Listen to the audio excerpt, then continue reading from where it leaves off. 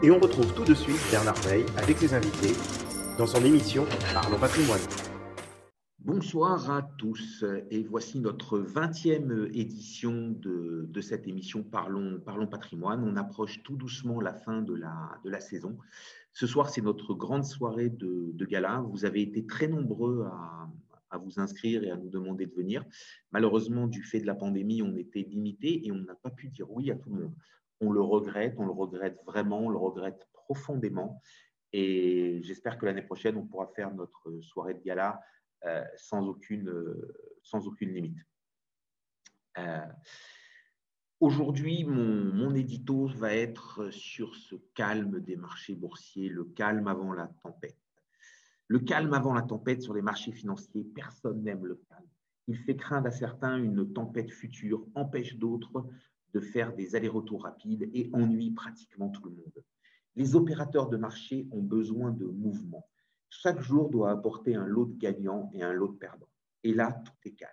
Les marchés, après avoir beaucoup monté, se sont mis au vert, une sorte d'été avant l'été, un vrai mois d'août à la française. Une telle situation ne peut pas durer. Pourquoi ? Tout simplement parce que les marchés n'existent que parce qu'ils ne sont pas efficients.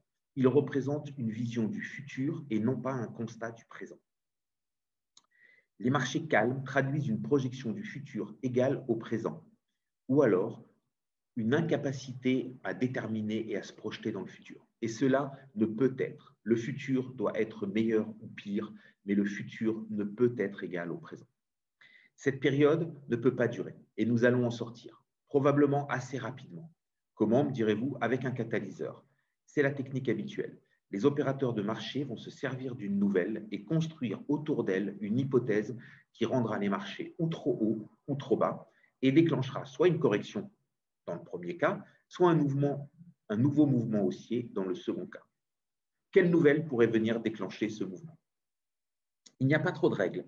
Quelquefois, ce sont des nouvelles pas trop importantes qui, sans savoir ni trop pourquoi, ni trop comment, provoqueront un mouvement significatif dans un sens ou un autre.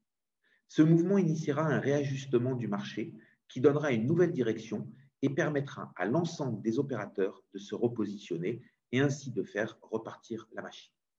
Un simple chiffre du chômage, des créations d'emplois ou un indice de la croissance. D'autres fois, cela peut être une nouvelle macroéconomique. C'est d'ailleurs bien une nouvelle sur le front de l'inflation qui pourrait tout déclencher. Le message envoyé au marché par la Banque fédérale américaine est pour l'instant accepté. Je vous rappelle le message, l'inflation à 4% est passagère et elle va vite revenir sous les 3% une fois le réajustement passé et le retour à la normale. Cette théorie se base sur le fait que la sortie du Covid a fait redémarrer les économies très vite et que, une fois que le rattrapage sera derrière nous, nous aurons une normalisation. Comme cette théorie a arrangé tout le monde a fait semblant d'y croire. Ou plutôt, ceux qui n'étaient pas vraiment convaincus se sont rangés du côté de ceux qui l'étaient. En conséquence, il y a un groupe d'opérateurs prêts à vendre si jamais l'inflation devait être plus forte ou rester plus longtemps à ce niveau élevé. Si cela se passait, nous assisterions soit à une correction ou au moins un réajustement à la baisse des marchés. Mais ce même groupe pourrait, s'il voit l'inflation revenir dans les clous, se dire que les marchés sont un peu sous-valorisés du fait de la bonne maîtrise de l'inflation et en conséquence des taux, et de se mettre à acheter. Cette fois-ci, nous aurions un mouvement haussier et nous sortirons de cette période très calme, de cette espèce de lac sans vague, par un vrai mouvement haussier. Une autre nouvelle pourrait venir des plans de relance et de leurs résultats, de la bonne ou mauvaise entente entre l'Europe et les États-Unis sur le lancement d'un programme de relance des infrastructures dans les pays en voie de développement pour contrer les routes de la soie chinoise. Ce matin, Paris annonce un financement de presque 4 milliards pour le métro au Caire en Égypte. Ce sujet est très important. L'Europe et les États-Unis se sont épuisés en faisant les gendarmes du monde et en pensant qu'ils pourraient apporter, si ce n'est imposer la démocratie à l'européenne un peu partout dans le monde. C'est un échec patent. À l'exception de quelques minorités maltraitées dont les droits sont clairement bafoués, personne ne veut de notre régime. À part nous, bien entendu. En conséquence, pendant que nous jouions aux gendarmes démocratiques, les Chinois allaient faire des affaires, et même des affaires juteuses, en se foutant comme de l'an 40 de la démocratie et du droit d'une minorité. Pour nous, l'équation était simple. Nous mettions en danger la vie de nos soldats, nous dépensions un argent dingue en opérations militaires et récupérions les réfugiés de ces endroits par une émigration légale ou illégale. Les Chinois faisaient tout le contraire et récupéraient des dollars. Le retrait du Mali sonne peut-être le fin de cette hérésie et c'est tant mieux. Pour nous aussi, c'est un peu l'été avant l'été. Nous allons tenter un édito participatif et je vais demander à Maël et à David ce qu'ils en pensent. Maël, un avis là-dessus? Alors, tout à fait. Je suis tout à fait d'accord avec ce que vous avez dit. Je trouve que la France, c'est un pays qui s'implique dans tout.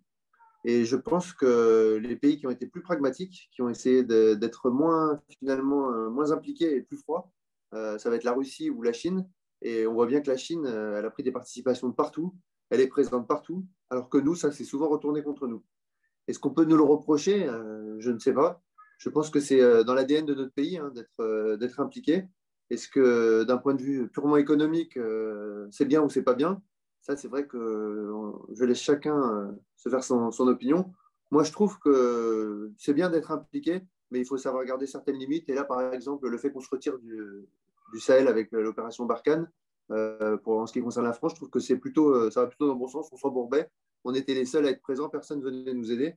Et donc, est-ce que peut-être demain, on va agir comme la Chine et être froid? Ça, l'avenir nous le dira. Alors, ça, c'est une réponse politique, hein. Vous vous êtes concentré sur la partie de mon édito qui était politique, à savoir comment on devait s'impliquer, si on devait s'impliquer, est-ce qu'on devait moralement, éthiquement s'impliquer, et est-ce que l'implication militaire doit s'accompagner de retombées financières.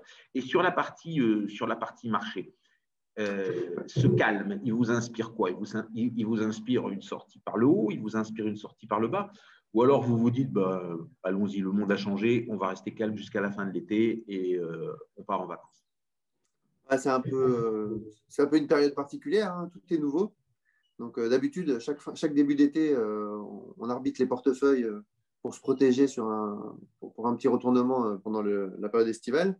Je dirais que cette année, je ne sais pas ce qui va se passer. Je ne pense pas qu'il y ait de mauvaises nouvelles sur le point de vue économique, sur le plan économique, qui pourraient nous laisser penser à un retournement. Je suis assez d'accord avec vous, Bernard, pour dire qu'éventuellement, on va avoir une petite correction qui serait finalement assez saine avant un retour rapide vers la hausse. Donc, je dirais que l'inflation, finalement, elle s'éloigne un peu. On en parlait dans notre dernière émission il y a une quinzaine de jours. Moi, l'inflation, je ne la vois pas trop arriver violemment. Je la vois arriver doucement, gentiment. Donc, on va avoir de quoi s'organiser. Et je ne pense pas qu'on sera impacté. Donc, je dirais que les marchés, il n'y a pas de mauvaises nouvelles à venir. Les valorisations européennes sont sous-valorisées. Et donc, je dirais que rien ne laisse présager une baisse des marchés. Donc, pour vous, une sortie par le haut ou pas de sortie? Pas de sortie. On continue comme ça. On continue comme ça. Donc, tout doux, tout léger, et on va gentiment comme ça jusqu'à l'été. Exactement. C'est bien. Donc, ouais, si c'est comme ça, on va pas avoir grand-chose à faire. On va profiter d'un été calme. Et la théorie de Leonard Cohen, de Ginger et Bruno Zaraya, qui viennent régulièrement nous rendre visite, où eux, ils s'attendent clairement à une hausse. J'ai même vu un édito en disant vous avez encore rien vu. Franchement, honnêtement, je pense que personne ne sait ce qui va se passer, pour être tout à fait honnête. Personne ne s'attendait à ce qu'on arrive à des niveaux aussi élevés. Personne ne s'attendait non plus à ce qu'il y ait pas une grosse correction ou que l'inflation, on en parlait la dernière fois, qu'il n'y ait pas un gros retour de l'inflation. Au final, la Banque centrale européenne, elle joue le jeu. Jusqu'à présent, tout tient le coup. Donc, une grosse hausse, moi, je ne pense pas. Une hausse petite et régulière, constante, je pense que selon moi, c'est plus ce vers quoi on se dirige aujourd'hui. Alors, tout à l'heure, vous m'avez dit que vous pensiez que les marchés européens étaient sous-valorisés. Ouais, c'est ce que tout le monde dit. Comme globalement, la valeur d'une action, c'est toujours un multiple de son profit ou un multiple de l'espérance de son profit quand on est vraiment dans des valeurs de croissance. On ne gagne pas d'argent, qui voire même en perdent, mais on espère des profits futurs et donc on fait toujours un calcul comme ça. Donc cela veut dire pour vous que début juillet, quand on va avoir les résultats du deuxième trimestre et les résultats du premier semestre, vous pensez qu'on va avoir des résultats supérieurs aux attentes ou alors des résultats conformes aux attentes? De toute façon, des résultats en dessous des attentes provoqueraient une baisse. Donc, ou vous êtes conforme aux attentes ou vous êtes supérieur aux attentes. Ouais, je vais être cohérent, hein. Je me dis que je pense que ça va continuer à monter. Donc, doucement, mais ça va continuer à monter. Donc, je pense qu'on va avoir des résultats conformes, voire mieux. Je pense que l'entreprise française est aidée. Donc, on va avoir plus de croissance au deuxième semestre que ce sur quoi on a tablé. Donc, je ne pense pas que ça va être extraordinaire. Donc, on ne va pas doubler, la bourse ne va pas doubler. Hein, je reste dans mon fil conducteur, mais je pense que ça va être mieux que prévu. Et donc, je pense que la croissance va être au rendez-vous. Du coup, des résultats qui vont être un petit peu mieux que prévu, mais ça ne va pas être extraordinaire. Bon, alors, Bruno ne sera pas avec nous ce soir. Allez, vous jouez un petit peu à Bruno Zarella et à Ginger, une valeur qui vous tente, une valeur qui vous inspire, une lecture, quelque chose comme ça. Alors, je n'ai pas sa compétence, hein, pour être tout à fait honnête. Alors, pour tout vous dire, moi, j'ai bien suivi Valeo sur les 15 derniers jours, puisqu'il nous a parlé de Valeo. Il nous a dit que Valeo allait monter, que les gens allaient se rendre compte. Enfin, voilà, il nous a tout expliqué. Je ne vais pas refaire le pitch. Bon, alors, depuis 15 jours, on va dire c'est une toute petite hausse, ce Valeo, peut-être à peine supérieure que la hausse du marché sur les 15 derniers jours. Alors, vous, une valeur fétiche? Alors, pas forcément une française. Moi, je pense que Tesla, ils ont bien reçu. Et je pense que Tesla, ils vont bien reprendre. Donc, alors là, on est dans l'ultra-croissance. Hein. Oui, mais je pense que ça va bien repartir. Pourquoi? Parce que ils ont des résultats conformes aux attentes. Ils ont le Bitcoin, là, il a critiqué le Bitcoin, ça lui a coûté un petit peu de croissance. L'action a bien chuté. Et pour le coup, là, il se repositionne, c'est notre sujet de tout à l'heure, il se repositionne sur le Bitcoin. Moi, je suis sûr que ça va avoir un effet positif sur le cours de l'action Tesla. D'accord. Donc, si je devais renforcer, j'irais là-dessus. OK. Merci beaucoup Maël.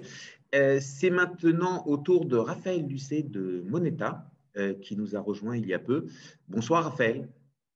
Alors Raphaël, il faut que vous mettiez… Voilà, est-ce que vous m'entendez bien? Là, on vous entend parfaitement. On voit Super. un très beau roll-up derrière vous. Moneta Asset Management, investisseur en actions.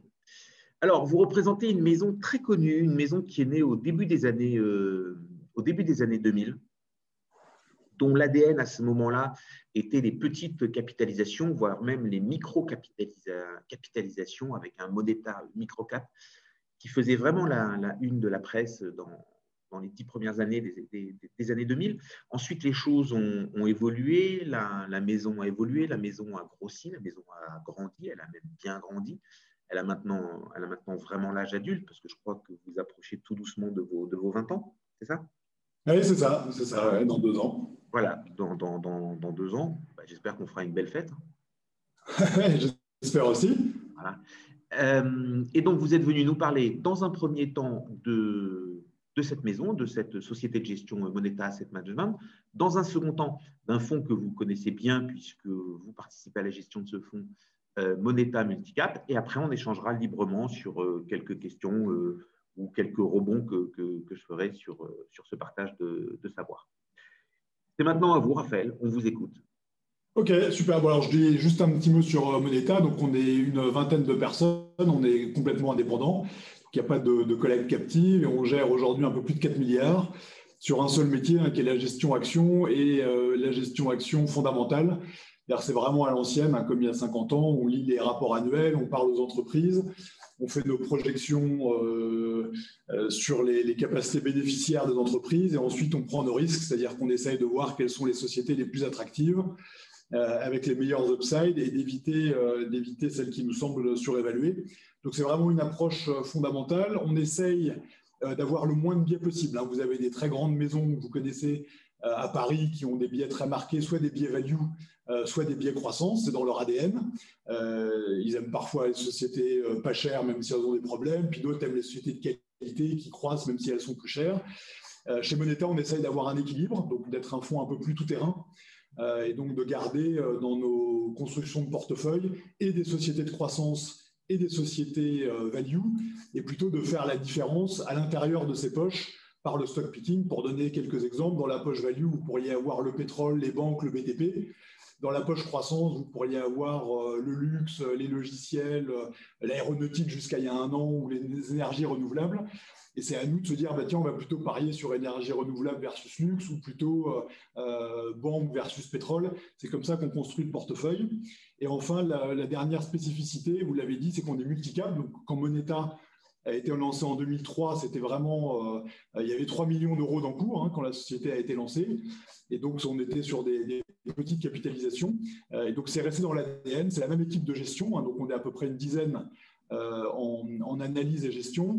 Et c'est la même équipe d'analyse pour tous les fonds. Il n'y en a que 3 finalement. Enfin, il n'y en a même que 2 ouverts. Et donc, on suit tous des petites et des large caps. Et donc, moi-même, à titre personnel, je suis une société de 150 millions de capitalisation, mais qui était à 80 quand j'ai commencé. Et puis, je suis également Total, qui a plus de 100 milliards. Et donc, c'est vrai que ça permet sur le fonds MMC, suivant les phases de marché et suivant les valorisations relatives, de pouvoir arbitrer et de mettre plus ou moins de large cap, plus ou moins de small et mid au fil du temps, comme on a pu le faire par le passé. Et je pourrais revenir sur ce point si ça vous intéresse. Alors, je vais vous interrompre une toute petite minute parce que cette première entrée en matière, elle était bien dense. Donc, notre public, il est pluriel, il est multiple, il est très large et on a certains qui ont peu l'habitude des marchés et des langages. Donc, juste si vous pouviez nous expliquer un petit peu la différence entre la value et la croissance et aussi un peu entre ces large cap et ces mid cap et un peu comment on fait la séparation. Bon, on a bien compris que Total, c'était des grandes capitalisations. Vous ne nous avez pas donné le nom de cette capitalisation qui est passée de 80 millions à 150 millions, mais peut-être étayer ça d'un exemple pour que ce soit clair pour tout le monde. Ok, alors c'est vrai que vous avez raison. Donc, souvent, on essaye de faire des grandes catégories dans la bourse suivant les biais de style. Alors, il y a plein de styles différents. Celui qui revient souvent, c'est effectivement, avec le terme anglais value ou croissance. Alors, value, c'est simple, si on veut classifier de manière rapide. Globalement, c'est des sociétés qu'on considère comme pas chères. Alors, pour les juger pas chères, habituellement, on utilise 3 critères. 1, le rendement en dividende. Plus vous avez un rendement en dividende élevé, plus on considère que votre titre est peu cher. Deuxièmement, le PER, c'est-à-dire le multiple de bénéfices que vous payez. Donc, si vous avez un PER de 10, ça veut dire que vous payez 10 fois les bénéfices. Ça veut dire qu'en 10 ans, vous récupérez votre mise. Si vous avez un PER de 20, ça veut dire qu'il vous faut 20 ans de bénéfices actuels pour récupérer le cours de l'action, donc l'investissement d'aujourd'hui. Et le dernier critère, c'est par rapport au fonds propre. Donc, grosso modo, si vous avez un dividende élevé et un multiple des bénéfices qui est faible, vous êtes considéré comme value. Et donc, classiquement, les gens ne sont pas idiots. Quand ils payent pas cher, c'est qu'ils considèrent qu'il y a des problèmes potentiels. C'est un peu si vous achetez un bien immobilier et que vous vous dites que le rendement brut, c'est 10%, vous vous dites, oh là là, il y a peut-être y avoir un problème de vacances parce que c'est dans une zone sinistrée, il y a peut-être beaucoup de travaux à faire. Alors que si vous voulez dans des localisations qui sont très bien passées, vous aurez plutôt 2 à 3% de rendement brut. C'est un peu pareil. Les actions value, elles ne sont pas chères, mais il peut y avoir des soucis. Et à l'opposé de ça, vous avez les sociétés qu'on appelle croissance, qui sont, elles, se payent très cher, mais qui, en général, ont peu de problèmes, des perspectives attrayantes, les gens n'ont pas trop de doutes. On peut citer L'Oréal. Si vous voulez, L'Oréal, c'est une société qui, elle, se paye 45 fois les bénéfices 2021. Donc, il faudrait 45 ans s'il n'y a pas de croissance et qu'elle versait tous ses profits en dividendes pour récupérer sa mise. En revanche, les gens sont très confiants que c'est une société qui, crise ou pas crise, arrivera à délivrer des bons résultats. Et entre ces deux pôles, il faut faire son choix et ça dépend des modes. Et parfois, les gens ont un peu peur. Du coup, ils se mettent sur des sociétés très, très visibles, qui n'ont pas de problème, même si elles sont chères. Et puis, à d'autres moments, ils ont plus confiance dans le cycle économique. C'est très psychologique. Et ils pensent qu'il va y avoir un rebond. Et ils disent, je préfère payer 4 fois moins cher, même s'il y a des petites imperfections. Et donc, voilà, ça, c'est un peu ce qui peut orienter les marchés. Et donc, en fin d'année dernière, quand vous avez eu les annonces sur les vaccins, vous avez eu en une journée tout un tas de valeurs considérées comme value, donc un peu à problème, qui ont pris 10, 20, 30 parfois % dans la journée, parce que les gens se sont dit, ça y est, on sort de la crise. Et donc avant, on avait de l'argent. Vous avez vu en France, le pouvoir d'achat des ménages n'a pas baissé l'année dernière, mais les dépenses ont été un peu contraintes. On ne pouvait pas y voyager, pas la culture, pas de restaurant, pas de cinéma. Donc le taux d'épargne a beaucoup augmenté. L'inflation étant là, les gens cherchaient à investir leur argent. Et comme ils avaient peur, ils se mettaient sur les valeurs un peu de croissance rassurantes. Et dès qu'il y a eu la nouvelle du vaccin, les gens se sont dit, d'un seul coup, il y a une alternative à ces valeurs. Et donc, il y a eu un mouvement très fort vers des valeurs style automobile, bancaire, pétrolière, qui ont beaucoup monté en une journée. Voilà un petit peu les deux styles deux grands styles de biais. Et puis l'autre, vous l'avez dit, c'est les small cap et large cap. Donc les petites voilà, on va dire les grandes capitalisations boursières. En gros, c'est le CAC 40 et puis quelques-unes après, dont on entend souvent parler, qui sont des leaders mondiaux. Et puis les plus petites capitalisations, on va être dans tout ce qui est les 120e et après capitalisation boursière. Et ça, c'est pareil, c'est très lié à la psychologie. Ce sont des valeurs qui sont moins liquides. Les petites valeurs, par définition, sont moins liquides. Donc, quand vous avez peur, vous préférez aller sur des valeurs plutôt liquides, qui vous semblent plus solides que sur des plus petites. Et donc, vous avez des phases de marché. Et donc, depuis la fin de l'année dernière, un peu comme la value, les petites valeurs ont très bien performé parce que les gens étaient prêts à prendre plus de risques. Se disaient, le cycle économique repart. Et donc, on va sortir un peu de ce qu'on avait fait sur les large caps pour revenir sur des plus petites capitalisations. Mais les 2 années précédentes, les gens avaient peur et les petites valeurs avaient sous-performé de 15 points 2 ans de suite. Donc, ça faisait un énorme écart de performance sur ce biais de style. D'accord. Et alors, vous, ce que vous nous disiez, c'est que vous n'avez pas vraiment de religion. Vous allez là où vous pensez qu'il faut aller, que ce soit dans la value ou dans la croissance. Et pour votre fonds, donc Moneta Multicap, que ce soit dans la taille aussi, où vous vous interdisez rien. Est-ce qu'il y a quand même un seuil en dessous duquel vous ne voulez pas descendre parce que la valeur est vraiment trop petite et vous avez une crainte sur l'illiquidité de cette valeur si des ennuis devaient arriver?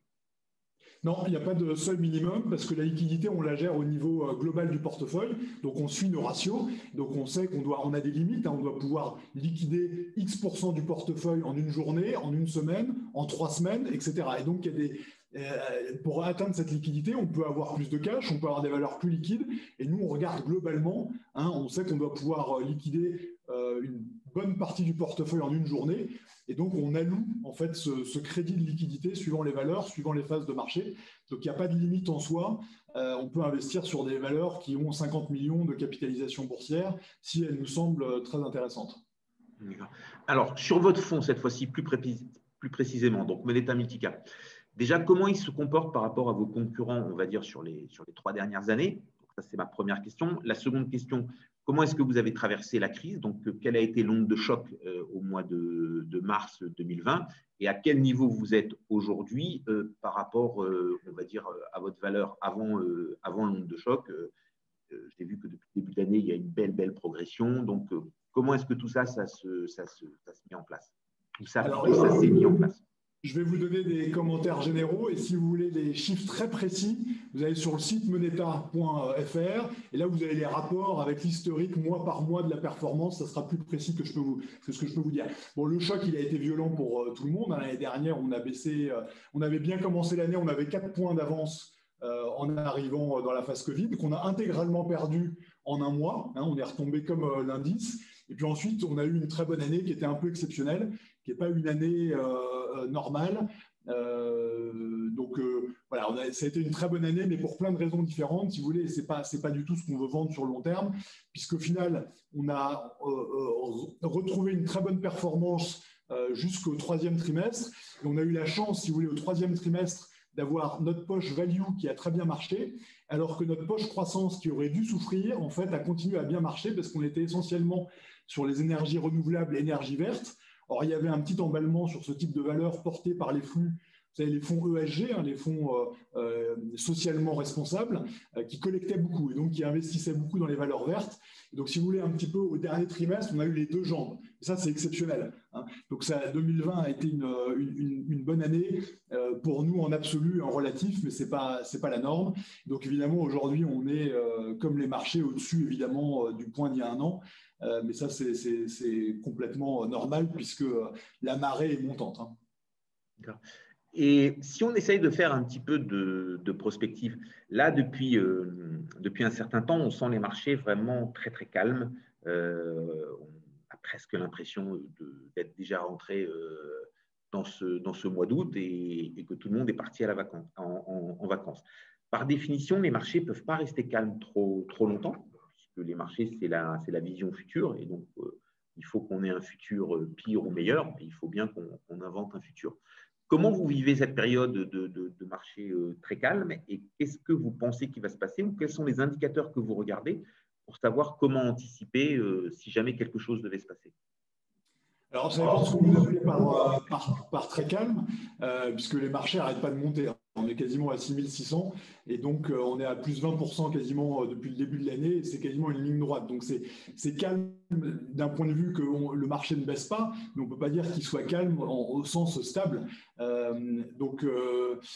Mais après, là, vous avez raison, il est calme sur les volumes. Hein. C'est vrai que les volumes actuellement sur les marchés sont faibles et c'est vrai que les indices de volatilité style VIX, hein, donc qui sont un peu un indice de volatilité du marché, lui, effectivement, est retombé sur un point bas.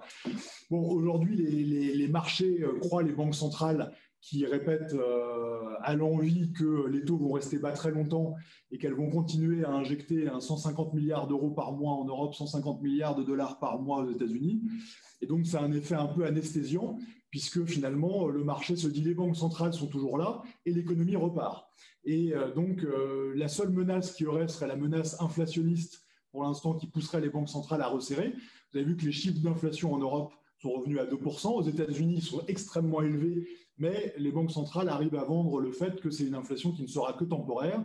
Pour l'instant, le marché joue ça. Et vous, est-ce que vous y croyez? Nous, on n'a pas de religion très claire. On pense que ça sera un peu plus fort et un peu plus long que ce que les gens anticipaient il y a quelques temps. Hein, les matières premières continuent à bien performer. Les matières premières industrielles se tassent un peu. Et le pétrole, vous avez vu, est à 73 $. Donc, ça a des phénomènes de répercussion.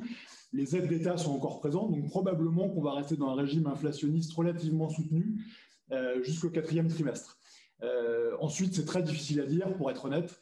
Je pense que personne ne peut vraiment savoir. C'est vrai que c'est étonnant que les marchés réagissent pas plus à des chiffres qui, sur le court terme d'inflation, soient très élevés et qui pourraient forcer les banques centrales à resserrer et qui, là, sont sur des niveaux de valorisation des marchés actions qui, c'est vrai, sont plutôt élevés historiquement, mais qui, en relatif, ne sont pas extrêmement inquiétants puisque l'alternative, c'est un rendement négatif puisque vous avez des taux à 10 ans d'emprunt d'État à grosso modo 0, une inflation à 2, et donc vous êtes garanti de perdre entre 1 et 2% de pouvoir d'achat par an. Donc les alternatives sont vraiment atroces, ce qui fait que les actions dans ce cadre-là ne sont pas en bulle. Après, il y a des bulles, il y a des poches qui semblent extrêmement tendues dans le marché action. On ne peut pas dire que ce soit un marché globalement en bulle. On trouve beaucoup d'entreprises aujourd'hui, en particulier, comme on a pu le lire dans la value, qui se payent 10 fois les bénéfices. Donc finalement, un équivalent à 10% de rendement, ce qui est finalement assez peu cher, en absolu, hein, y compris historiquement, et dans le marché actuel, très peu cher. Donc il y a des poches de surchauffe, mais ce n'est pas généralisé. Alors, quelques questions précises cette fois-ci sur des titres et après, il sera le temps de nous quitter. Alors, j'ai cru comprendre dans votre introduction que vous aviez du Total en portefeuille puisque vous y faisiez référence. Est-ce que vous trouvez qu'il y a une anomalie dans la valeur de Total aujourd'hui qui est quand même nettement inférieure à sa valeur avant la pandémie, donc avant mars 2020, avec un pétrole beaucoup plus cher et un Total qui est revenu sur sa distribution de dividendes et qui a prévenu qu'il allait y revenir? Est-ce que la pandémie elle a déclenché un changement de point de vue, on va dire, sur ces valeurs avec des effets carbone, avec de la pollution, qu'il y aurait une certaine crainte qui aurait pu se développer après la pandémie? C'est clair que le discours ambiant, c'est l'ESG, hein, donc c'est l'environnement, le social et la gouvernance. Il n'y a pas de problème de gouvernance chez Total, il y a le problème de l'écologie. Donc c'est vrai que Total, c'est un titre qui n'est pas cher. Typiquement aujourd'hui, vous avez à peu près 7% de rendement en dividende payé en cash, qui est quand même extrêmement généreux. Et il faut savoir que ce dividende est payé avec un pétrole à 50 $. Hein, aujourd'hui, le pétrole est à 73. Et donc, vous avez à peu près, si vous voulez, à 73, vous avez 13% de génération de cash par an.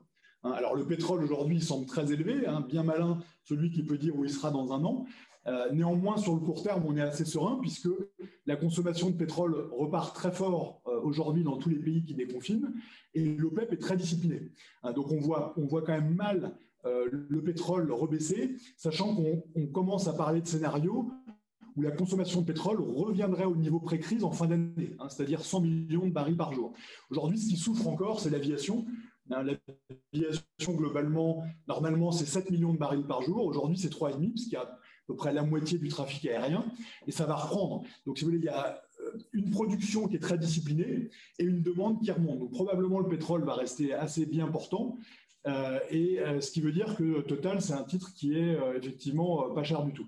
Alors, qu'est-ce qui pèse? Évidemment, c'est le risque de se dire il y a les scénarios de baisse des températures, donc il faut baisser la consommation de pétrole, qui arrivera peut-être en fin de décennie. Néanmoins, vous avez des pays comme l'Inde, beaucoup de pays émergents qui font la moitié de la consommation mondiale, qui eux continuent à croître, qui sont un peu moins sensibles à ce thème. Et puis, les risques réglementaires de se dire que Total peut être attaqué par des activistes, des organisations ou des associations. Donc tout ça pèse. Et donc les flux dont on a parlé avant, ESG, qui vont investir sur les énergies renouvelables, sont des flux d'argent qui ne vont plus du tout investir sur Total, par exemple. Voilà. Après, on verra. Total va publier en juillet son deuxième trimestre, qui, à mon avis, va être absolument excellent, puisque les prix du gaz sont très bons. L'hiver a été froid, on l'a tous vu en France. Les prix du pétrole sont très bons, les marges de raffinage vont remonter avec les taux d'utilisation des raffineries, avec le trafic, on voit tous les week-ends, les autoroutes sont très chargées, et les marges de pétrochimie sont bonnes. Donc le climat aujourd'hui pour Total, il est idéal. Et donc on pense que c'est effectivement un bon titre à jouer, au moins tactiquement, sur les prochains mois. D'accord. Alors, dernière question sur un autre secteur que vous avez cité. Vous avez parlé du secteur du luxe. Alors, sur les dernières années, ce secteur-là, c'est vraiment une hausse équivalente à la hausse des crypto-monnaies. Ça s'est envolé. On a vu un décollage, ou d'ailleurs même beaucoup n'ont pas vu et se sont réveillés en voyant le décollage qui avait eu lieu. Est-ce que vous pensez que comme les crypto-monnaies, on pourrait avoir une vraie correction à un moment ou à un autre? Ou alors est-ce que là aussi, tous les indicateurs sont au vert et on peut continuer à investir dans ce secteur en sélectionnant avec attention les sociétés? Déjà, est-ce que vous y êtes présent dans ce secteur? Alors, on peut toujours donner son avis dessus, mais il faut savoir que c'est une des grosses erreurs de Moneta de ces dernières années. Donc, à prendre avec des grosses pincettes, puisque nous, on est sorti beaucoup trop tôt de LVMH. On est sorti deuxième partie de 2016, quand on pensait que la valorisation était pleine. Et surtout, ce qu'on a raté, c'est la poursuite de la croissance très forte. C'est une croissance… aujourd'hui… LVMH, L'Oréal, c'est des titres qui se payent entre 40 et 45 fois les bénéfices 2021. Donc c'est sûr que pour justifier des cours actuels, il faut que la croissance se poursuive pendant quand même plusieurs années. Néanmoins, on a raté la dynamique qui est essentiellement tirée par l'Asie, en fait, qui, en Europe, aux États-Unis, la croissance n'est pas si marquée que ça. Et pour L'Oréal, c'est surtout la partie luxe qui marche, pas tant les produits grande consommation. Et donc, c'est très dépendant de l'Asie. Voilà. Donc nous, on est sortis, mais c'est clairement une erreur. En plus, vous avez vu, Bernard Arnault n'arrête pas de racheter ses propres titres, y compris au cours actuel. Donc c'est un pari. Voilà. Nous, on est sortis. On a été un peu plus actifs sur Kering, qui nous semble moins cher que LVMH. C'est vrai que le secteur du luxe, heureusement pour la France, c'est formidable. Dans l'indice, on a des très belles marques comme Hermès, LVMH, L'Oréal et Kering. On était aussi un petit peu sur Christian Dior. Christian Dior, c'est la holding de tête de LVMH. Et donc, c'est assez intéressant puisqu'en fait, c'est une holding très transparente, puisque ce qu'il y a dans Christian Dior, c'est que du LVMH. Donc, c'est très facile de calculer les cotes. Et ça vous permet d'avoir du LVMH avec 20% de décote sur le même sous-jacent, avec peut-être l'espoir qu'un jour Bernard Arnault fasse une opération en capital. Mais enfin, ça, c'est plus spéculatif. Donc voilà, nous, on est peu investis sur le secteur, en tout cas sous-pondéré, mais ça a été une erreur et donc ça peut continuer à être une erreur. D'accord. OK, il est maintenant temps de nous quitter. On vous remercie d'être venu nous rendre visite, d'être venu partager ce savoir, nous donner vos points de vue, nous parler de votre maison qui est une belle maison et on espère qu'on va vous revoir avant les 20 ans et pour vos 20 ans. Merci beaucoup, Raphaël Lucet. Revenez nous voir quand vous voulez. Vous êtes le bienvenu. Au revoir. Merci à vous. Merci, au revoir. C'est maintenant au tour de Jean-Baptiste Coul. Bonsoir, Jean-Baptiste. Bonsoir. Comment allez-vous? Très bien, merci. Alors, c'est une bonne nouvelle. Donc, vous êtes le directeur de la mutualité de gestion de la financière de l'Arc. Et pour pour un petit peu raconter l'histoire, qui est une histoire sympathique à nos auditeurs, j'ai un jour lu un de vos éditos, il n'y a pas si longtemps, dans la presse sur les crypto-monnaies, et je me suis dit, depuis le temps qu'on nous demande de faire un débat et d'expliquer les crypto-monnaies, voilà l'homme de la situation. J'ai pris contact avec vous et vous m'avez très sympathiquement et très gentiment dit, avec joie, avec plaisir, je vais venir et on va parler des crypto-monnaies. Alors, c'est un vaste sujet, ces crypto-monnaies, c'est un sujet qui intrigue, c'est un sujet qui interpelle. Un petit peu comme pour la pandémie, beaucoup de gens en parlent. Assez peu de gens savent exactement de quoi ils parlent. Donc, un peu comme on a vu on continue de voir sur les plateaux télé. Alors, on va vous laisser d'abord bien déterminer, qualifier, expliquer le sujet. Vous ne m'en voudrez pas si je vous interromps un peu de temps en temps Pas de pour avoir souci. des explications et des éclaircissements pour qu'on puisse coller à la réalité de notre public qui est assez pluriel et assez large. Et ensuite, on débattra ensemble avec Maël Toledano et David Calfon qui devraient nous rejoindre incessamment. C'est à vous, Jean-Baptiste. Ok, très bien. Alors, pour faire un petit tour rapide, on va regarder un petit peu ce qu'est la blockchain, qui est la base utilisée par les crypto-monnaies. On va faire un petit point sur le Bitcoin et sur les cryptos en général. On va parler un petit peu des changements actuels de l'avenir des cryptos. Et après, on pourra éventuellement parler de certaines crypto-monnaies, des plateformes qu'on peut éventuellement utiliser pour les traiter, éventuellement parler de la fiscalité. Alors, la fiscalité au Portugal, je ne suis pas un expert de la fiscalité au Portugal, donc ça, je vous laisserai en toucher un mot si vous voulez. Alors, tout d'abord, on va essayer de faire quelque chose d'assez rapide et concis sur ce qu'est la blockchain. C'est une technologie qui est révolutionnaire et qui va avoir des impacts dans différents domaines. Ça a été inventé il y a un peu plus de 10 ans, en 2008, par Satoshi Nakamoto. Alors, Satoshi Nakamoto, pour l'histoire, c'est quelqu'un que personne ne connaît et n'a jamais vu. A priori, il serait né en 1975. Et donc, il est l'inventeur à la fois de la blockchain et du Bitcoin. C'est probablement, au départ, un groupe de personnes qui a pris ce pseudonyme et qui a été à l'origine de cette invention, donc en 2008.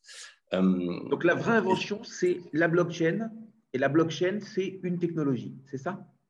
Ouais. L'idée de départ, c'était de pouvoir échanger une monnaie de manière sécurisée et sans intermédiaire, sans devoir passer par un organisme central comme une banque, par exemple, et pouvoir échanger une monnaie directement de particulier à particulier en ce qu'on appelle peer-to-peer.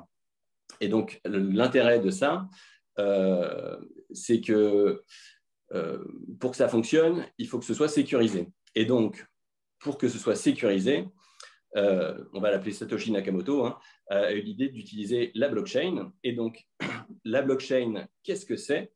La blockchain, en fait, récupère des données et utilise ces données pour les intégrer dans une base de données. Donc, la blockchain, c'est une base de données numérique qui est à la fois pérenne, infalsifiable et qui est distribuée. Distribuée, ça veut dire qu'elle est partagée en temps réel par l'ensemble des utilisateurs du réseau, sans organe de centralisation. Et donc, alors, juste une petite question. Quand on dit que la blockchain est infalsifiable, elle est vraiment infalsifiable ou elle est infalsifiable jusqu'à que quelqu'un va nous prouver le contraire et va réussir à le falsifier? Alors, il y a effectivement une possibilité. Après, ça dépend de la technologie qui est utilisée. Si on parle du Bitcoin, vous allez en fait récupérer toutes les transactions qui ont été effectuées. Toutes les 10 minutes, vous allez avoir un bloc avec ces transactions-là qui vont être intégrées dans un document. C'est un code numérique dans lequel vous allez avoir la totalité de toutes les transactions. Et donc, ce bloc-là, à ce bloc-là va être associé une clé qu'on appelle un hash, qui est en fait une série de 64 caractères, c'est des chiffres et des lettres, et à chaque chiffre ou chaque lettre correspond 4 bits. Un bit, vous savez, c'est 0 ou c'est 1. Et donc, vous avez 64 caractères composés de 4 0 ou 1. Et donc, ça fait 256 bits. Et donc, vous avez une clé de 256 bits, 256 0 et 1 qui se suivent. Et cette série-là, ça va être la signature du bloc. Et l'objectif dans la blockchain, c'est faire en sorte d'être le premier à trouver un hash, donc cette succession de 0 ou de 1, qui correspondent à ce qui a été demandé par la chaîne Bitcoin. Et donc, pour faire ce calcul, ça demande énormément de puissance de calcul et de plus en plus de puissance de calcul, puisque les clés doivent être de plus en plus petites, c'est-à-dire qu'elles doivent être composées de plus en plus de zéros au démarrage des 256 chiffres qui se suivent. Et donc, c'est compliqué, ça utilise des ordinateurs pour faire ce calcul. Et donc, au bout de 10 minutes, à peu près toutes les 10 minutes, le premier qui trouve une clé qui correspond à ce qui a été demandé lève la main et dit « Attention, moi j'ai une clé, je valide le bloc ». Et donc, il peut arriver qu'il y ait plusieurs ordinateurs dans le monde qui trouvent une clé qui correspond en même temps. Et donc, ce qui va faire la certification et l'intérêt de cette chaîne, de cette blockchain Bitcoin, c'est le fait que la règle, c'est celui qui a le plus de hash validés qui va pouvoir valider le bloc. Donc, au fur et à mesure qu'il y a des blocs qui sont créés, toutes les 10 minutes, ces blocs sont validés. Il peut arriver et donc est transmis partout dans la planète pour faire en sorte qu'il n'y ait qu'une seule base de données à la fin. Et donc, sur les derniers blocs, il peut y avoir plusieurs blocs, on va dire 1, 2, 3 blocs qui éventuellement peuvent être différents. Mais au fur et à mesure que le temps avance, ce qui va faire foi, c'est la chaîne qui a eu le plus grand nombre de hash validés qui va prendre le relais. Et donc, au fur et à mesure, cette chaîne-là va être transmise à tous les ordinateurs du monde. Donc, ce qui fait que c'est très compliqué. Et donc, c'est cette signature-là qui fait l'enjeu de la blockchain. C'est très compliqué pour hacker la chaîne Bitcoin. Il faudrait pouvoir trouver une clé tout seul et pouvoir la modifier. Le problème, c'est que vous avez, comme il y a un bloc toutes les 10 minutes, vous avez très peu de temps pour le faire. Or, la puissance de calcul nécessaire pour trouver cette clé nécessite de nombreux ordinateurs sur la planète. Ça prendrait des milliers d'années pour un seul ordinateur, même très puissant, pour trouver une clé qui puisse être modifiée. Alors, donc ça, j'ai bien compris la technique de la blockchain. Donc, cette technique de la blockchain, c'est cette technique qui est utilisée donc, pour le minage, pour créer de la monnaie. C'est aussi cette technique qui est utilisée quand vous avez Monsieur X qui achète un Bitcoin sur une plateforme pour justifier de la transaction et faire que, par exemple, la plateforme a vendu ou la plateforme fait. Et après, j'ai une troisième question. Est-ce qu'il est aussi possible de s'échanger un Bitcoin entre deux individus sans passer par une plateforme? Donc, 3 questions en une pour bien voir si d'abord j'ai compris et si nos auditeurs pour pas qu'ils se perdent. Alors, en fait, toutes les transactions qui sont réalisées pendant une tranche de 10 minutes vont être compilées dans un fichier. Ce fichier-là, pour faire foi, il faut qu'il soit validé.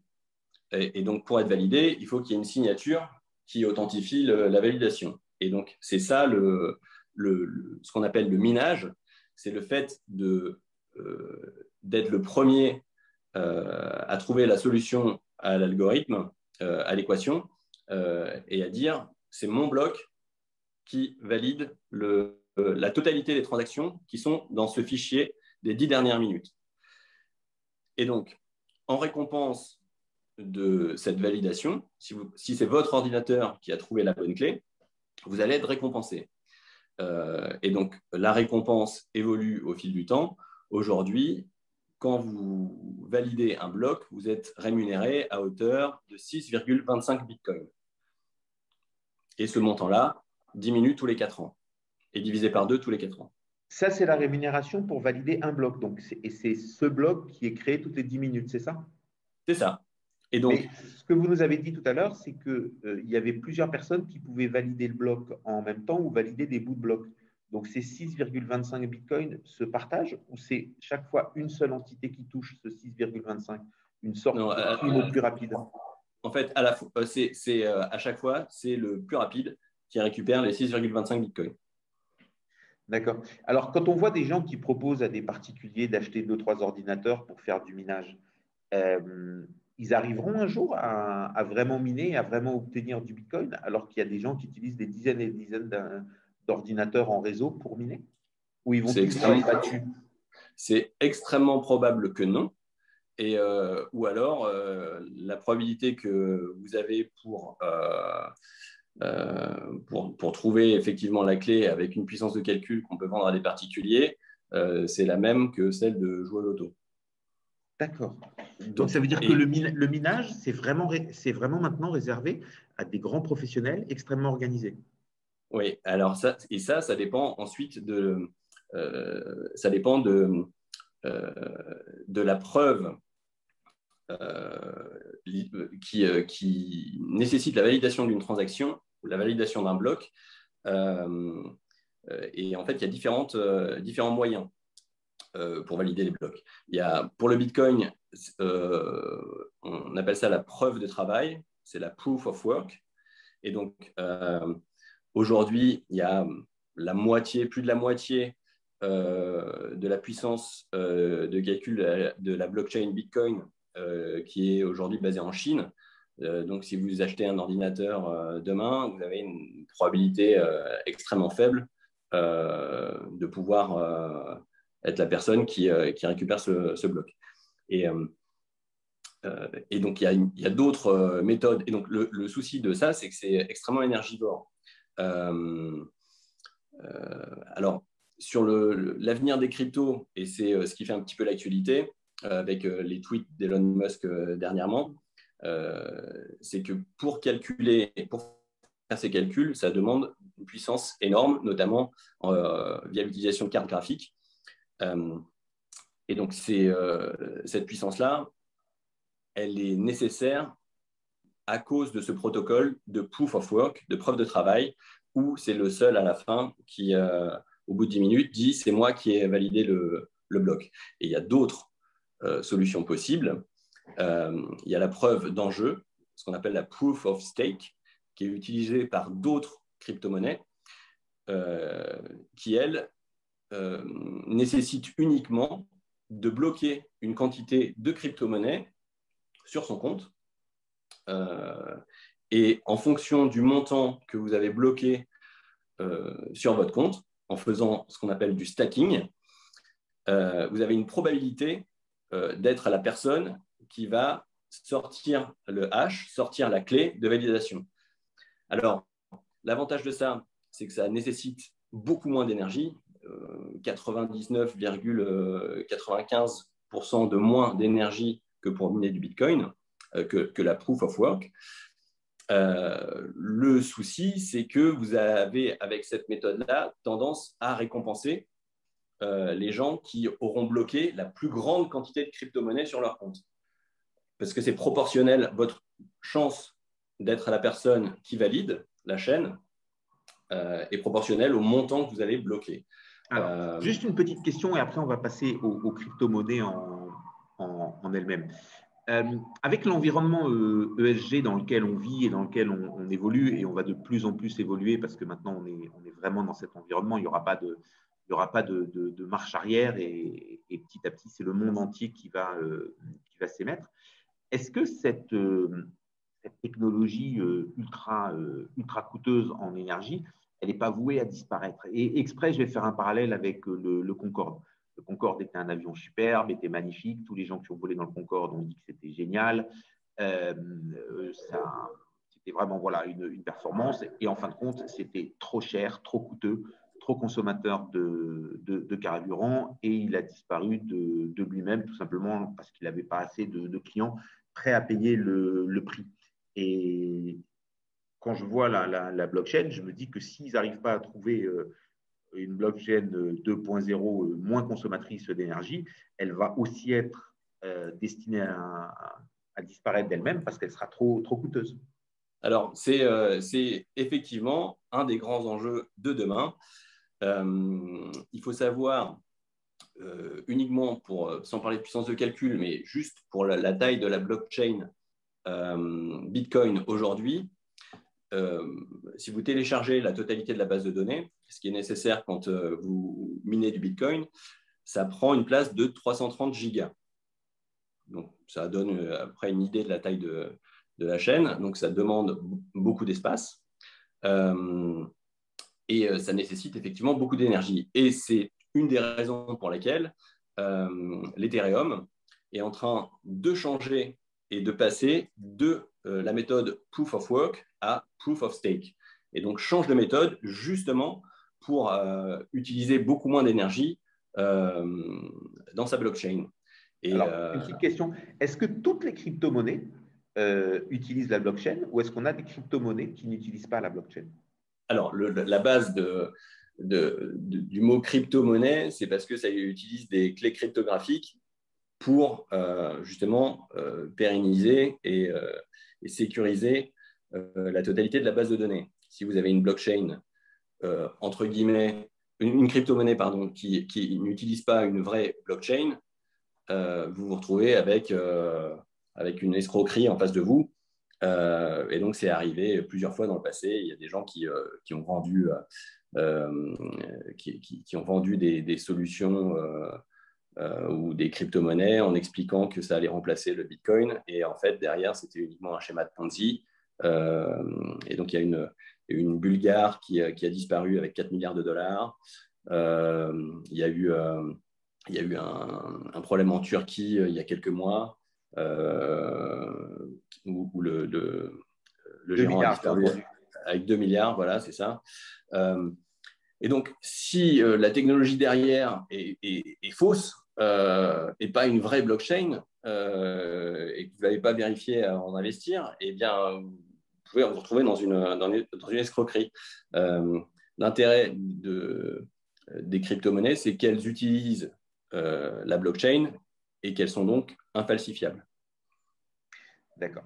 Alors, on va maintenant passer à la seconde partie où on va plutôt parler des monnaies en elles-mêmes, de la manière de les acheter, de la manière de faire les transactions, de la capacité de ces monnaies à monter ou à baisser. Et ce que je vous propose, c'est de faire une petite pause de 5 minutes où vous allez peut-être nous parler de votre société, la financière de l'Arc, un peu de ce que vous faites, de comment vous intervenez sur les marchés. Et après, on passera à la partie monnaie et non plus à la chose. Alors, cette financière de l'Arc, qu'est-ce que c'est exactement comme société? Alors, Financière de l'Arc, c'est une société de gestion de portefeuille qui a été créée il y a 10 ans. On fête nos 10 ans ce mois-ci. Donc, créée en 2011. On est aujourd'hui une douzaine de personnes et on intervient dans 3 activités. Une activité de gestion collective. Pour nos auditeurs, la gestion collective, c'est-à-dire des fonds, des fonds comme Moneta qui est passé juste avant. On gère des fonds d'investissement. On fait également de la gestion privée. Donc, on gère des mandats de gestion pour des particuliers ou des entreprises. Et on a une activité également de gestion pilotée. Et la gestion pilotée, ce sont des mandats d'arbitrage au sein des contrats d'assurance vie. Et donc, on travaille avec la plupart des grands assureurs français. Donc, uniquement dans la gestion financière. Oui. Vous êtes concentré là-dessus. Et alors, vous me disiez tout à l'heure comme Moneta, vous avez une spécificité particulière, les actions, un site de gestion, les obligations, vous êtes multiples, vous êtes variés. Est-ce que d'abord, quel est votre ADN et avant, avez-vous une ADN spécifique? Alors, l'ADN de la maison, ça se base au départ sur de la gestion privée. Et donc, on a essayé de répondre au moment de la création de la société aux attentes de de clients particuliers et de conseillers en gestion de patrimoine qui travaillent avec des clients particuliers pour leur apporter des solutions. Là où j'insisterai, c'est la disponibilité qu'on a aujourd'hui et surtout l'indépendance de la société. C'est-à-dire qu'on est complètement indépendant, on est lié à personne, on n'a pas de groupe au capital et donc on est complètement indépendant, ce qui se fait de plus en plus rare aujourd'hui. D'accord. Autre chose, plutôt les actions, plutôt les obligations? Alors, on traite à la fois les actions et les obligations. On a des gérants actions. Sur la partie actions, bon, on est plutôt spécialisé sur l'Europe quand il s'agit de la sélection de titres en direct. Mais après, on a une vue globale macro. Et donc, dans l'allocation globale de la société et des fonds investis pour nos clients, on va aller sélectionner différentes zones géographiques et dire si il vaut mieux avoir plus d'actions dans cette zone-là ou dans une autre zone. Même chose pour la partie obligataire. On va aller sélectionner plutôt les obligations souveraines ou plutôt le crédit. Donc, on est spécialisé sur les différentes classes d'actifs. On a une approche globale macro. Et on fait du stock picking principalement sur la partie européenne ou sur les grandes capis américaines. Pour tout le reste, on va aller sélectionner des fonds gérés par nos confrères, par des spécialistes de différentes zones géographiques. Typiquement, si on veut investir sur le marché asiatique ou sur la Chine, moi, je n'ai pas vocation à aller faire de la sélection de titres en Chine. Je vais aller appeler un gestionnaire, une société de gestion qui est experte sur cette zone-là. OK. Et donc, on travaille en architecture ouverte. On travaille avec de nombreuses sociétés de gestion partout en France et en Europe. Et on va essayer de sélectionner les meilleurs. Vous avez utilisé le type de gestion global macro. Juste une petite explication sur exactement ce que c'est la global macro pour nos auditeurs. Global macro, vous allez étudier les nouvelles macroéconomiques. Donc, vous allez regarder, par exemple, la croissance ou l'inflation dans les différentes zones géographiques, essayer de déterminer dans quelle partie du cycle les différentes zones se trouvent et investir en fonction. D'accord. On regarde les grands chiffres, les grandes tendances macroéconomiques, les grands chiffres macroéconomiques pour voir comment évoluent les différentes zones géographiques et les différents pays et prendre nos décisions d'investissement en fonction de ça. D'accord. Alors, on va maintenant passer à la deuxième partie où on va plus se concentrer sur la monnaie et un petit peu le parcours d'un particulier ou d'un investisseur. C'est est-ce que j'achète, comment j'achète, où j'achète, est-ce que je peux vraiment me faire avoir à tous les coins de rue, est-ce qu'il y a des plateformes ultra sécurisées, ultra sérieuses, d'ailleurs, tiens, une question. Quand on clique sur Internet, acheter du Bitcoin, on a l'impression que c'est le Far West. On a l'impression que c'est le Far West. Alors, on voit tout et n'importe quoi. On voit des choses où on a du mal à savoir. Est-ce qu'on a déjà une société, un intermédiaire, sûr, sérieux, patenté, garanti par l'AMF, régulé, machin, bidule chouette, où on sait que quoi qu'il arrivera, on ne se fera pas voler? Alors, il y a des sociétés qui sont plus importantes que d'autres et plus sérieuses que d'autres. C'est la même chose pour les cryptos. Aujourd'hui, il y a plus de 10 000 crypto-monnaies en circulation. Si vous voulez éviter de vous faire avoir, il vaut mieux avoir tendance à aller sur celles qui sont le plus échangées et qui ont les capitalisations les plus importantes. C'est dangereux d'aller s'aventurer sur quelque chose que personne ne connaît et sur laquelle vous n'avez aucune information. C'est quoi la capitalisation du Bitcoin? Enfin, plutôt, c'est combien? Alors, ça change pendant qu'on parle. Alors, on va dire hier.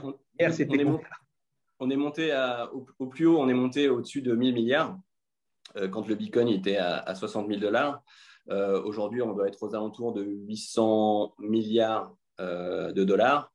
Au global, si on prend le marché total des cryptos, on est aux alentours de 2400 milliards. Donc, vous voyez, le Bitcoin, ça représente un tiers du marché.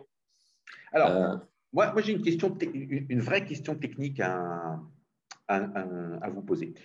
Aujourd'hui, par exemple, dans le marché des actions, dans le marché des big caps, voilà. OK, si on a, allez, immensément de gens, immensément de détenteurs qui veulent vendre en même temps, on va avoir une baisse. C'est clair, net et précis que le marché va baisser s'il y a trop de vendeurs. Mais globalement, techniquement, le marché il va baisser en ordre rangé, tenir, et tous les vendeurs vont être payés. Est-ce qu'on a la même chose avec le Bitcoin ou alors est-ce qu'on pourrait avoir une panique avec une impossibilité à payer des vendeurs? C'est-à-dire qu'à un moment, on n'aurait plus d'acheteurs en face, personne qui achèterait. Alors, tout est possible. C'est un petit peu ce qui s'est passé. Je ne sais plus exactement quel jour c'était, mais il n'y a pas longtemps, il y a eu une sorte de flash crash sur le Bitcoin. C'était pendant un week-end où ça a beaucoup baissé. Et en fait, je dirais que c'est comme pour tous les actifs. Vous avez ceux qui sont arrivés, vous avez ceux qui ont acheté du Bitcoin à $100 il y a plusieurs années, et vous avez ceux qui sont arrivés et qui en ont acheté à $50 000 ou $55 000, qui étaient contents quand c'était à 60 ou 65 000, et qui n'ont pas encaissé et qui vont avoir peur au moment où ça baisse. Le souci que vous avez aussi avec les crypto-monnaies, donc la première chose, c'est que c'est extrêmement volatile par rapport à des actifs classiques. La seconde chose, c'est que vous avez de nombreux investisseurs qui utilisent l'effet de levier. Et le souci, c'est que si vous utilisez un actif qui est extrêmement volatile et que en plus vous rajoutez un effet de levier, c'est-à-dire que vous achetez pour un montant supérieur à ce que vous pouvez investir, quand ça part dans le mauvais sens, vous pouvez vite vous retrouver avec la totalité de vos avoirs qui disparaissent. Donc, il faut faire extrêmement attention à ça. Alors, si on revient à ma question première, où on s'est un petit peu éloigné, où on achète et comment on achète? Alors, où on achète? Vous avez des plateformes parmi les grandes plateformes connues, vous avez parmi les premières qui ont été créées il y a une dizaine d'années, vous avez Kraken, vous avez Coinbase aussi qui a fait son introduction récemment en bourse sur un marché américain. Et la plus grande des sociétés aujourd'hui, c'est Binance, qui a été créée en 2017 et qui, elle seule, regroupe à peu près un quart des transactions mondiales du marché crypto. Alors, Kraken, Coinbase et Binance, c'est ça? Oui, j'ai cité celle-là parce que c'est celles qui me viennent à l'esprit. Après, c'est à chacun de se faire son opinion. Coinbase, c'est peut-être plus facile si vous êtes débutant. Par contre, vous allez avoir accès à moins de crypto. Kraken faisait partie des premiers. Ils ont peut-être été un petit peu dépassés depuis. Et celle qui est la plus complète aujourd'hui, c'est Binance. C'est eux les leaders. Vous avez accès à de nombreuses crypto-monnaies. Vous avez plein d'options disponibles sur la plateforme. Alors, je fais de la pub pour personne, hein, mais voilà. Dans les faits, vous avez moins de chances de vous tromper si vous allez sur les acteurs qui sont les plus gros du marché. Alors, ce que j'ai lu quelque part, c'est que suivant les plateformes, elles n'utilisent pas la même manière d'aborder le client et que ça peut être quelquefois difficile d'acheter sur certaines et sur d'autres, c'est beaucoup plus facile et qu'il n'y a absolument pas non plus les mêmes frais et que certaines fois, ça peut être très coûteux d'acheter et d'autres fois, très bon marché, un petit peu comme la grande époque des brokers où on avait des prix qui pouvaient aller de 10 € l'offre jusqu'à certains qui prenaient encore 1,50%. Ouais, ça c'est très important de regarder ça quand vous choisissez la plateforme par laquelle vous allez passer. Les frais, c'est une partie importante des transactions que vous allez pouvoir effectuer. Et et en tête, de tête, Binance, je crois qu'ils prennent 0,1% de frais de transaction. Donc, ça fait parmi des prix les plus bas du marché. Donc, vraiment, faites attention sur le montant des tarifs et des frais qui sont appliqués quand vous choisissez la plateforme. OK. Donc, on a trouvé une plateforme, on a trouvé des frais qui conviennent, on va et on achète. Une fois qu'on a acheté et qu'on est détenteur de Bitcoin. Alors, on entend dire des histoires, si vous perdez la clé, vous perdez définitivement vos Bitcoins et vous les retrouverez plus jamais. Alors, comment ça se passe un petit peu ces histoires de clés? Comment on devient vraiment propriétaire?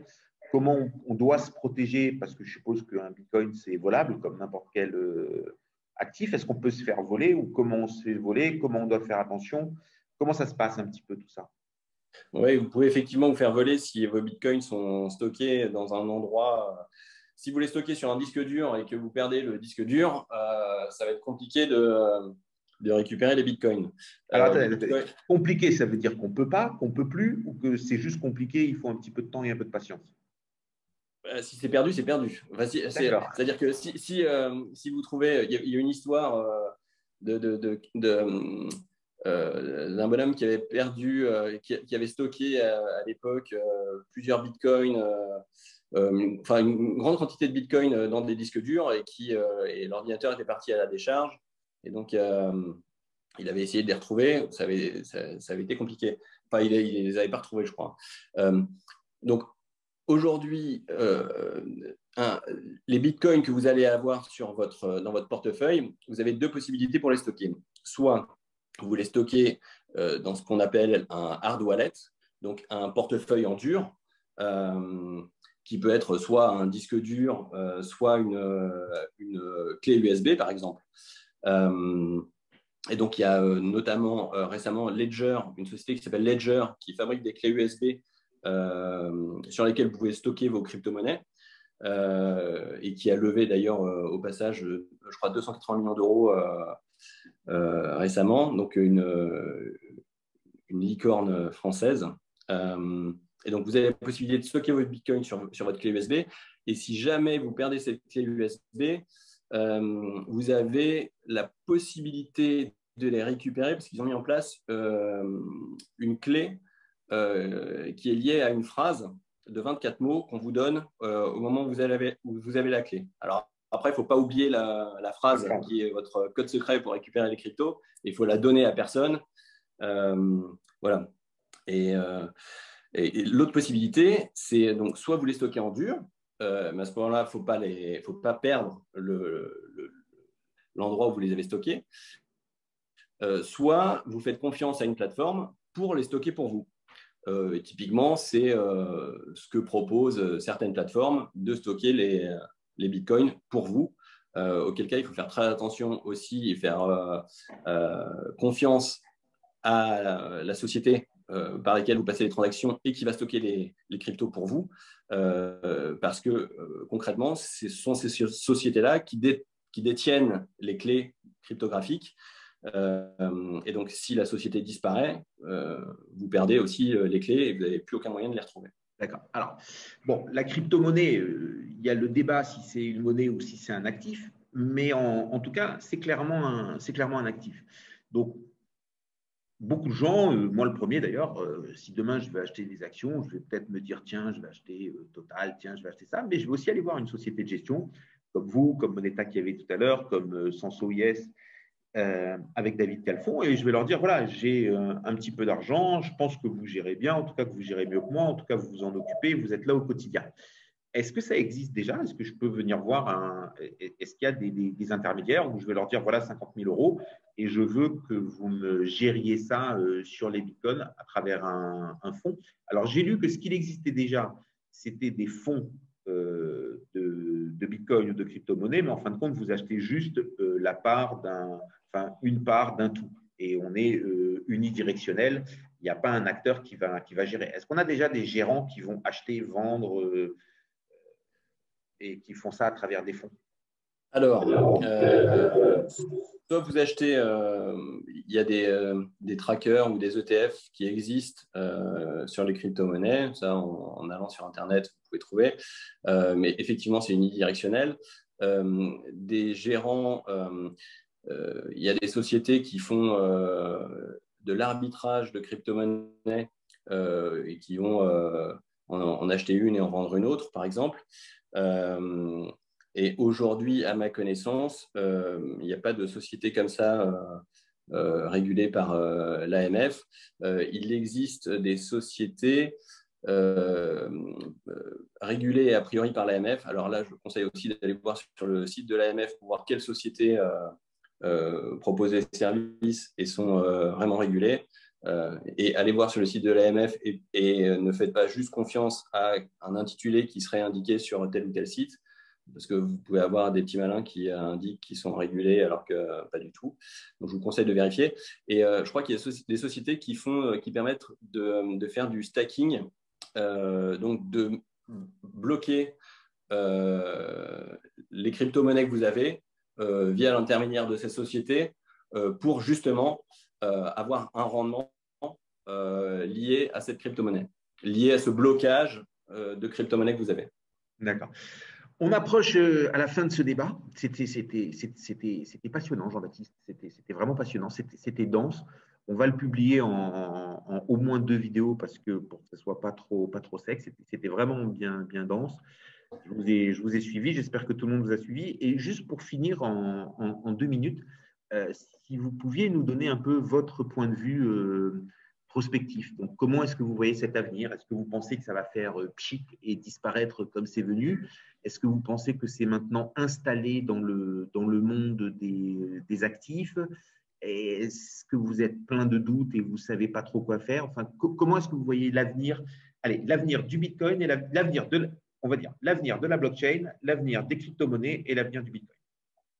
Alors, l'avenir de la blockchain, à mon avis, il est grand parce que on est juste au début et ça donne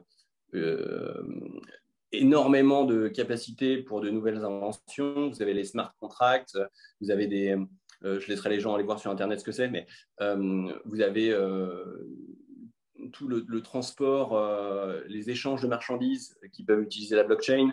Donc, il y a énormément de domaines dans lesquels on peut utiliser la blockchain, les assurances, les banques.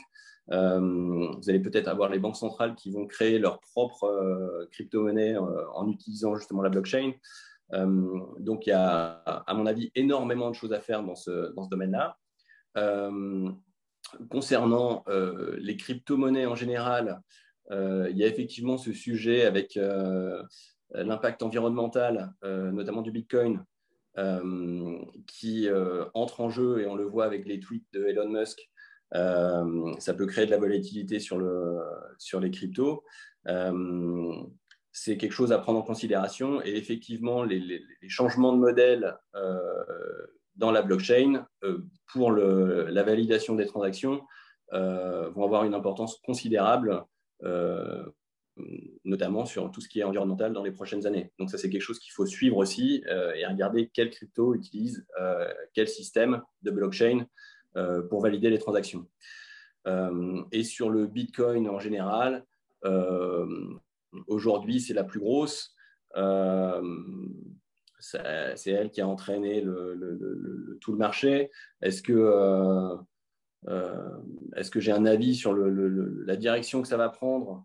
Non, je ne le donnerai pas ici parce que c'est à chacun de se faire son opinion. Non, mais pas un avis pour savoir si ça va monter ou baisser dans les 15 jours à venir. Mais est-ce que vous pensez que, voilà, la question c'est, allez, on ne va pas prendre de risques et c'est vraiment juste pas un conseil d'achat, mais juste ce que vous pensez.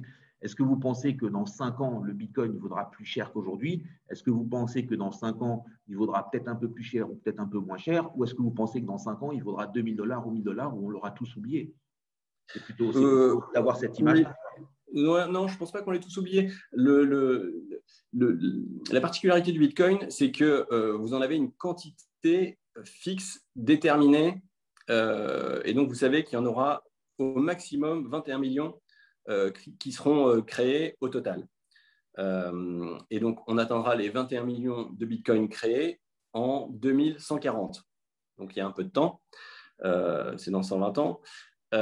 Et donc, comme vous en avez une quantité qui est fixe et limitée à la fin, forcément, à un moment, ça va en faire un actif qui est rare. Contrairement à d'autres cryptos qui peuvent être créés à profusion. Là, vous savez que vous en avez un montant maximal qui sera atteint. Aujourd'hui, il y en a eu 18 700 000 de créés, donc il en reste grosso modo 2 millions à créer. On a le temps de se revoir, vous avez le temps, avec ces 120 ans, on a le temps de se revoir, vous avez le temps de vous faire un avis bien plus sérieux et de venir en vous donnant un vrai avis. Ok. Merci beaucoup, Jean-Baptiste. Je vous le répète, c'était vraiment passionnant. Je pense qu'on va avoir beaucoup de messages d'auditeurs, beaucoup de remontées. Ils vont nous demander de vous réinviter la saison prochaine pour des petits sujets.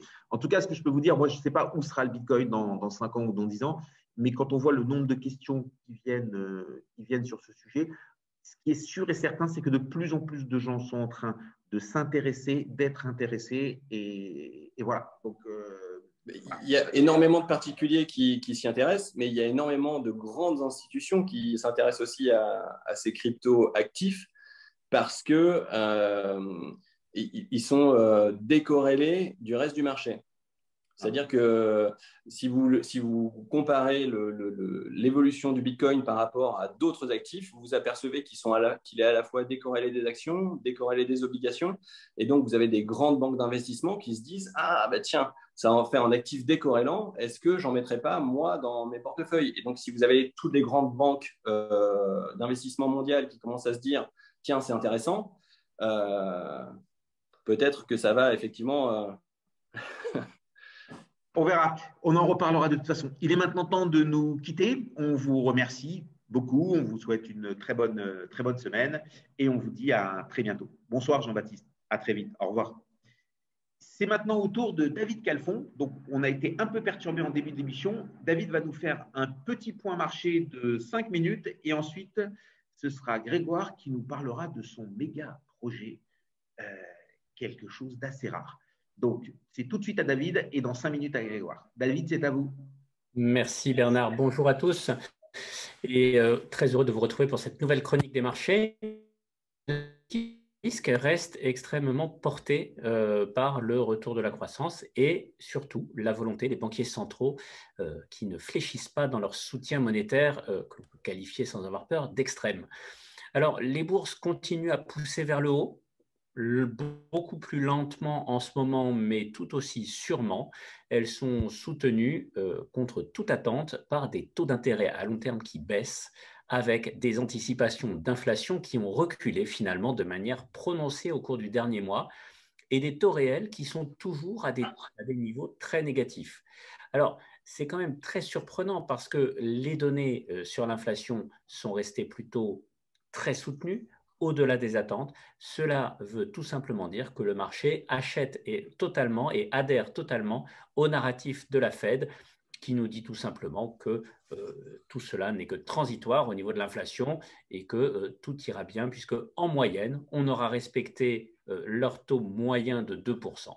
Alors, la Fed va parler ce mercredi, on en saura un petit peu plus sur ses intentions, ou bien on n'en saura pas plus du tout, parce que je suis intimement persuadé qu'ils vont tout simplement adopter un statu quo ferme et définitif en disant ni plus ni moins. Alors, ils vont s'appuyer bien entendu sur ce caractère transitoire. On pourrait voir, la seule surprise qu'on pourrait avoir, c'est certains membres du comité monétaire anticiper des hausses de taux plus rapidement que prévu. Ce serait une surprise. Mais au total, je le répète, je l'ai déjà dit, il va falloir rester patient sur l'évolution de l'inflation parce que ce caractère transitoire ou persistant d'une inflation bien plus élevée que prévu ne sera véritablement tangible que dans plusieurs mois.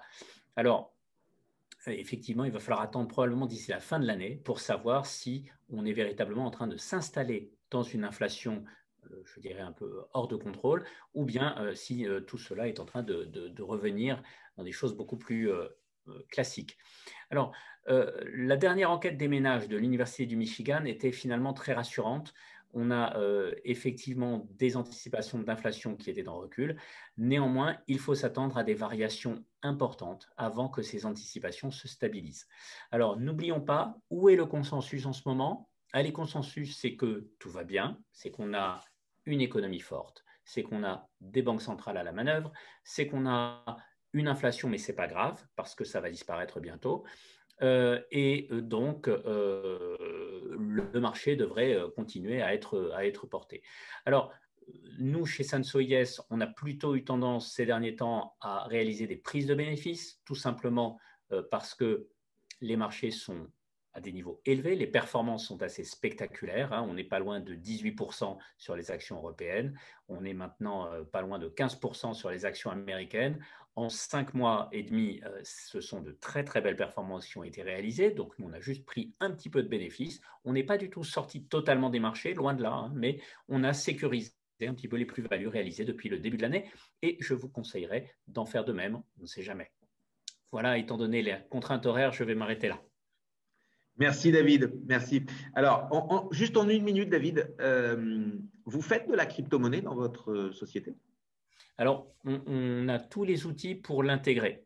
Alors, étant donné la volatilité de cet actif, qui est un actif qui est finalement où la volatilité basse commence là où la volatilité de crise des actions commence, hein. C'est-à-dire que quand nous, au mois de mars dernier, on était en train de hurler sur les marchés actions en disant « Ouh là là, on a un pic de volatilité énorme », finalement, ce niveau de volatilité-là, c'est le niveau naturel que l'on observe sur les crypto-monnaies.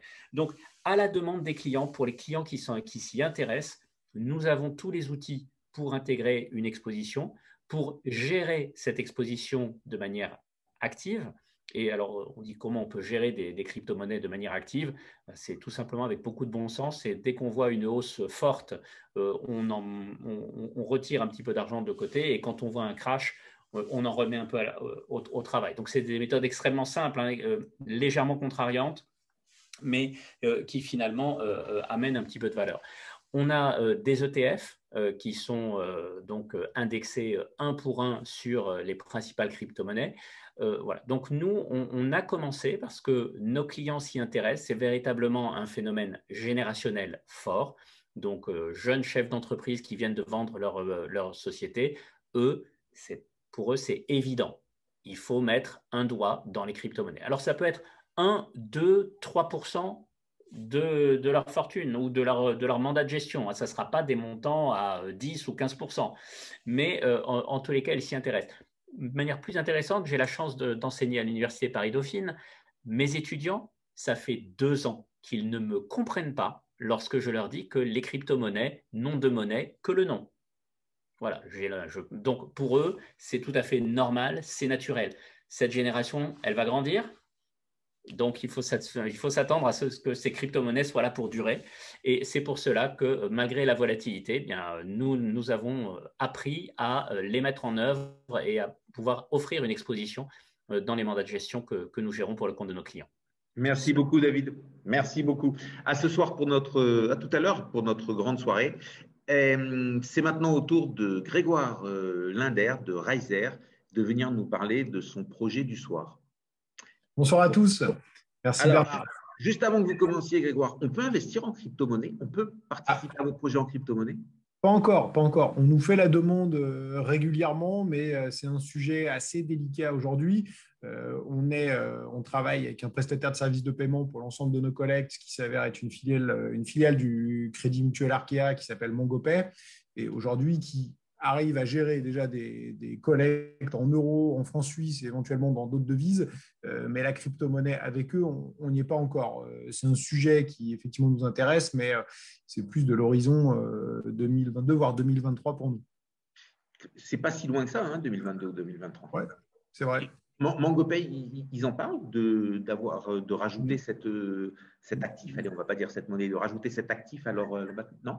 Non, ils n'en parlent pas. C'est passer par d'autres, mettre en place d'autres partenaires pour réaliser ces collectes. Ce qui est franchement pas évident parce que nous, on est régulé par l'AMF, notamment en France, pour évidemment contrôler l'origine des fonds et des flux. Et du coup, ça apporte un peu de complexité dès qu'on est sur des sujets crypto. Donc, on doit passer par des tiers qui, eux, le maîtrisent et l'apportent pour nous. Donc, ça met un peu de temps à être mis en place.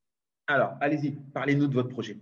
Alors, l'OP du jour, c'est ce qu'on appelle un trophy asset dans le jargon.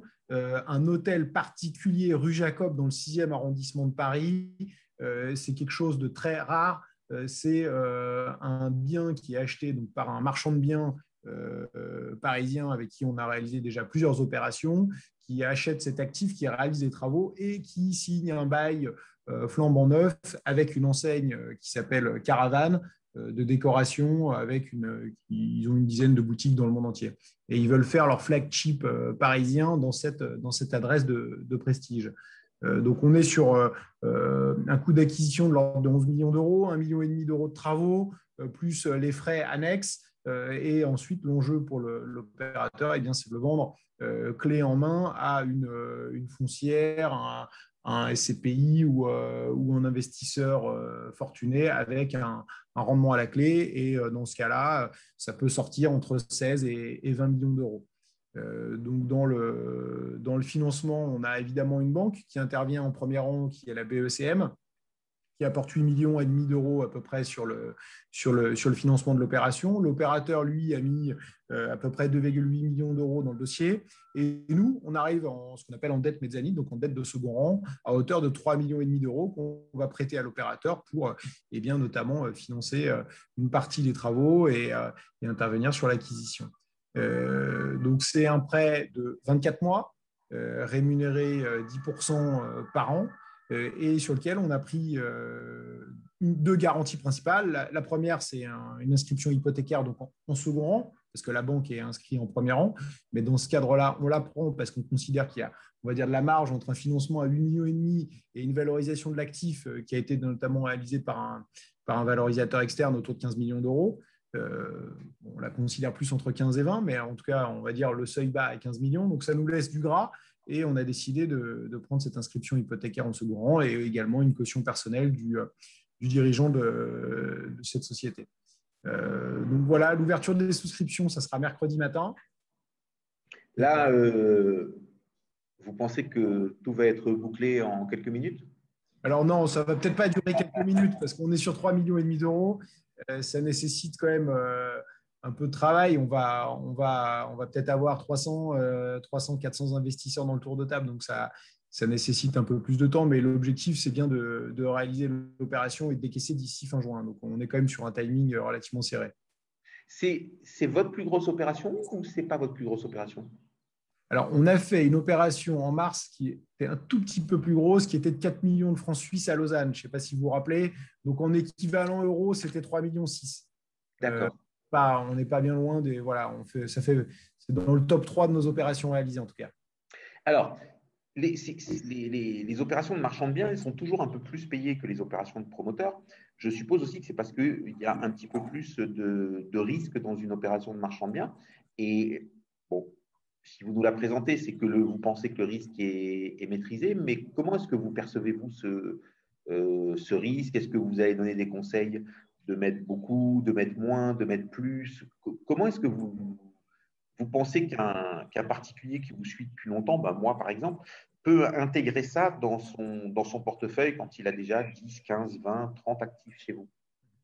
Donc, vous avez raison. Ce qui est clair, c'est quand on fait de la promotion immobilière, on part d'un terrain et on va construire des mètres carrés. La valorisation, elle est claire. On crée du mètre carré habitable et il n'y a aucun doute. Quand on fait du marchand de biens, c'est-à-dire on achète de l'existant pour le valoriser d'une manière ou d'une autre, eh bien, il faut vraiment percevoir cette création de valeur. Donc, en l'occurrence, là, on est sur une rénovation complète de cet hôtel particulier. Donc, forcément, ça apporte de la valeur. Et surtout, il y a un bail neuf qui est signé avec une enseigne de décoration de prestige sur un loyer de 600 000 euros annuel. Donc, nous, ensuite, on regarde surtout quel est le taux de capitalisation, à quel taux de rendement potentiellement ça se vend sur ce type d'actifs dans la zone, et ça nous permet de nous sortir une valorisation. En tout cas, on regarde plusieurs méthodes de valorisation, mais celle-ci fait partie des principales méthodes de valorisation. Donc oui, c'est important pour un investisseur de diversifier. sur à la fois des opérations de promotion et de marchand de biens, et même ensuite de distinguer entre différentes opérations qui peuvent être du résidentiel, du commerce, du bureau, etc. etc. Là, effectivement, c'est de la surface aujourd'hui qui sera exploitée en surface commerciale, mais vraiment dans le cœur de Paris, 6e arrondissement, un des endroits les plus prime, on va dire, du marché parisien. Donc, dans un portefeuille obligataire immobilier, ça fait partie des lignes qui sont intéressantes à avoir. D'accord. Et sur la durée, j'ai vu que sur ce projet, vous aviez une durée de 24 mois. Alors, régulièrement, quand il y a des projets, vous nous dites il y a de fortes chances que ce soit bien avant, ou non, les 24 mois, c'est bien étudié, c'est ce qui sera, des choses comme ça. Là, vous pensez qu'on peut s'attendre à sortir un peu plus vite ou qu'on sera vraiment sur cette durée prévisionnelle? On va dire qu'il y a à peu près 9-12 mois de travaux pour finaliser le chantier. Et ensuite, ça va être la durée que prendra la cession de l'actif clé en main avec le locataire. Donc, si toutes les planètes sont alignées, l'opération peut très bien être vendue dans 12 mois.